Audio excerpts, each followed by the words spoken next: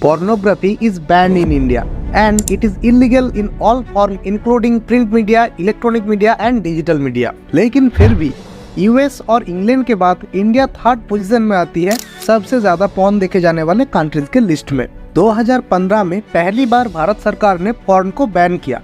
उसके बाद 2018, 2022 और 2023 में कई बार सरकार ने पोर्नोग्राफिक वेबसाइट्स को इलीगल घोषित किया। लेकिन हैरान करने वाली बात तो ये है, जब भी पॉर्न को बैन किया गया उसके बाद ही पॉर्न को ज्यादा मात्रा में देखा जाने लगा। इंडिया टुडे की एक रिपोर्ट के मुताबिक 2019 में कोविड के दौरान इंडिया में पोर्नोग्राफिक कंटेंट का व्यू 95% तक बढ़ गया था।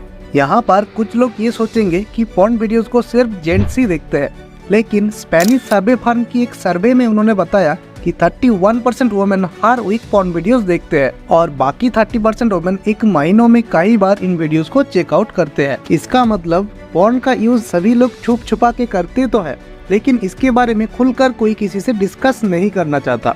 तो आइए आज की इस वीडियो में जानते हैं क्या हमारे लिए जरूरी है या फिर सिगरेट, शराब और ड्रग्स की तरह ये हमारी एक बैड हैबिट है। सरकार का इसे बैन करना क्या सही है? क्या सिर्फ कुछ वेबसाइट्स को ब्लॉक करके इसे रोका जा सकता है? और आखिर ये पॉर्न इंडस्ट्री की शुरुआत हुई कहां से थी? ऐसा माना जाता है कि जब भी लोगों को सेक्सुअल फीलिंग्स को एक्सप्रेस करने की जरूरत पड़ी, तभी लोगों ने अलग अलग तरीकों से इसे एक्सप्रेस किया है। इसका प्रमाण मिलता है आज से करीब 25,000 साल पहले स्टोन एज की समय में। उस समय का कुछ स्टैचू का उल्लेख मिलता है जिसे पत्थर और लकड़ियों से बनाया जाता था और एक प्रेग्नेंट वुमेन का शेप दिया जाता था।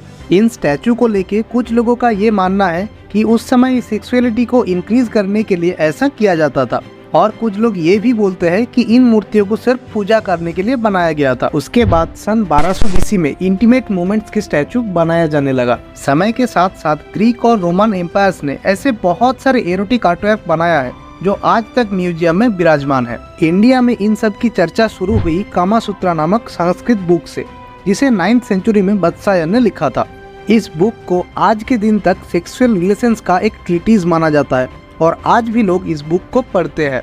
9th सेंचुरी में चंदेल डायनेस्टी के राजाओं ने बहुत सारे मंदिर बनाए, जिसके दीवार पर अलग अलग तरीकों से सेक्सुअल फिगर्स बनाया गया है जो आज की डेट तक एग्जिस्ट भी करता है। फिर 15th सेंचुरी तक पोर्नोग्राफी स्टैचू, ड्राइंग और पेंटिंग में सीमित रही। सन 1441 में प्रिंटिंग प्रेस का इन्वेंशन हुआ, इसकी वजह से प्रिंटिंग्स अब पेपर पर प्रिंट होने लगा। सन 1524 में famous Roman painter Julio Romano की एरोटिक पेंटिंग पहली बार के लिए प्रिंट किया गया, लेकिन ये प्रिंटिंग्स कुछ ही सीमित लोगों तक पहुंचती थी। उस समय इस तरह के बुक्स लिखने और पढ़ने वालों को सरकार से पनिशमेंट दी जाती थी।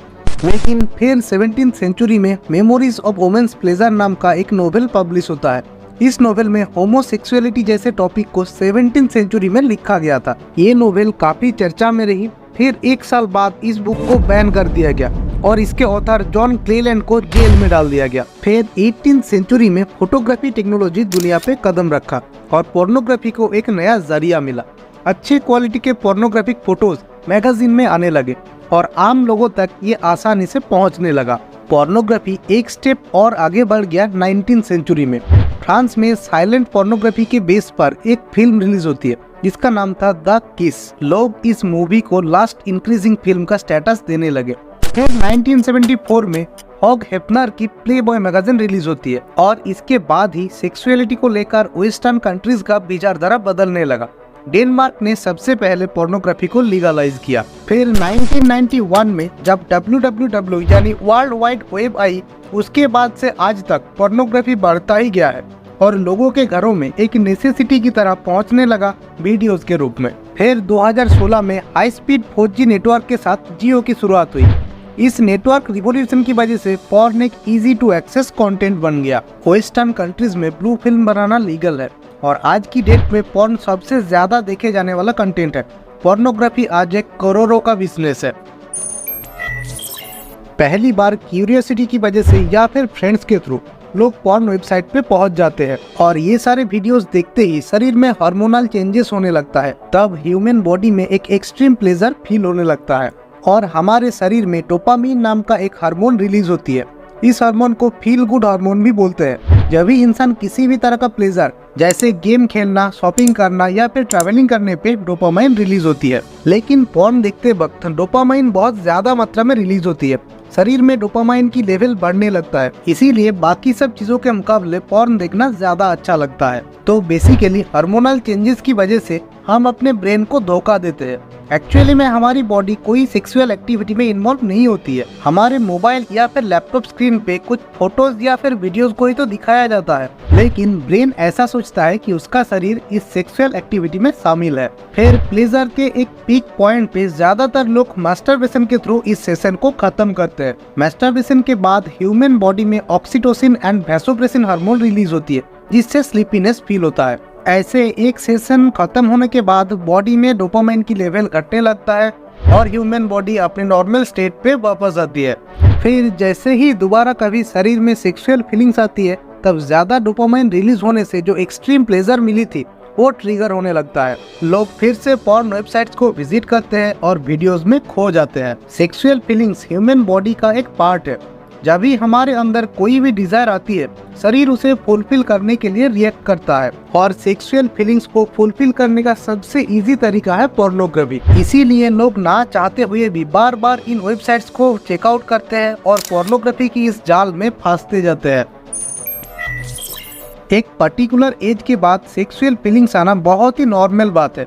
जैसे हम भूख लगने पे खाना खाते हैं, नींद आने पर सोने जाते हैं, वैसे ही सेक्स भी ह्यूमन बॉडी का एक बेसिक नीड है और इस नीड को पूरा करने के लिए पॉर्न एक बेटर ऑल्टरनेटिव है। बहुत से लोग no fap challenge, do not masturbate ऐसे टर्म का यूज करते हैं, लेकिन सच्चाई तो ये है कि किसी भी डिजायर को अपने अंदर दबा के नहीं रखनी चाहिए। 10 दिन भूखे रहने के बाद अगर खाना मिल जाए तो कोई भी उस पर टूट पड़ेगा।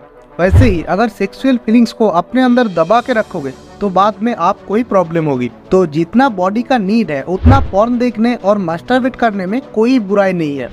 डॉक्टर्स का मानना है कि मास्टरबेट करने से स्ट्रेस कम होता है, एंजाइटी और डिप्रेशन से रिलीफ मिलता है। कुछ मेडिकल रिपोर्ट्स तो ये भी कहता है कि मास्टरबेशन के कारण प्रोस्टेट कैंसर होने का चांस 31% घट जाता है। मैं यहाँ पे कोई पॉर्न मास्टरबेशन को प्रमोट नहीं कर रहा, कुछ बायोलॉजिकल साइंस और मेडिकल रिपोर्ट्स पे रोशनी डाल रहा हूँ। और इसके कुछ गुड इफेक्ट्स को जानने का ये मतलब नहीं कि जैसे ही आपको कुछ टेंशन या फिर स्ट्रेस फील हुआ तो आप मास्टरबेट करने लग जाओगे। पॉर्न एंड मास्टरबेशन का बहुत सारे बैड इफेक्ट्स भी है, जैसे ये आपके डोपामाइन को ओवर स्टिमुलेट कर सकते हैं। इसका मतलब आप नॉर्मल चीजों से कभी खुश नहीं रह पाओगे, कोई भी काम करने में एक्साइटमेंट फील नहीं होगी, लाइफ का डिप्रेशन भी बहुत बढ़ जाएगा। ज्यादा पॉर्न देखने पे एक पॉइंट के बाद शरीर में टॉलरेंस डेवलप हो जाएगी, जिससे आपको सेम लेवल की प्लेजर एक्सपीरियंस करने के लिए ज्यादा वायलेंट कंटेंट देखना पड़ेगा।